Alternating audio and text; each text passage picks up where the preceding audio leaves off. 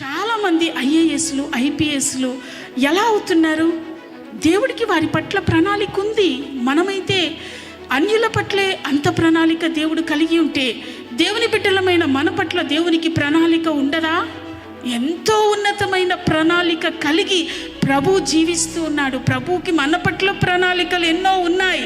అయితే ఆ ప్రణాళికలు నెరవేర్చడానికి మనం ఏం చేయాలి? కష్టపడి చదువుకోవాలి. ఊరికనే ఐపీఎస్ అయిపోతామా?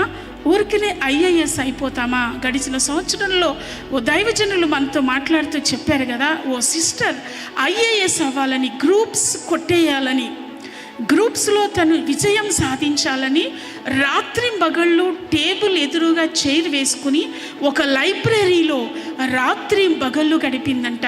చైర్లోనే చదివిందంట, చైర్లోనే నిద్రపోయిందంట, కునుకొస్తే చైర్లోనే నిద్రపోయిందంట, అలాగే చైర్లోనే కూర్చుని చదివిందంట.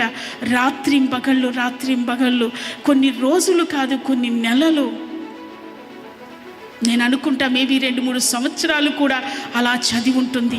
పడుకుంటే ఎలా నిద్ర వచ్చేస్తుంది, నేను ఎలా చదవగలను? కడుపు నిండి ఆహారం తింటే నిద్ర వచ్చేస్తుంది, ఎలా నేను చదవగలను అని అలా పట్టుపట్టి ముందుగా ఉడుం పట్టు అంటారుగా, ఉడుం పట్టి చైర్లో కూర్చుని చదువుకుని ఈరోజు ఐఏఎస్గా మార్చబడింది. Praise the Lord. వినుంటారు లాస్ట్ ఇయర్ మీరు ఆ మాటలు. యవ్వన బిడ్డలారా, నిజమే. దేవునికి మన పట్ల ఉన్న ప్రణాళికలు ఐదర్ రాజు లేకపోతే యాజకుడు. ఈ రెండే మన పట్ల ఆయనకున్న ప్రణాళికలు.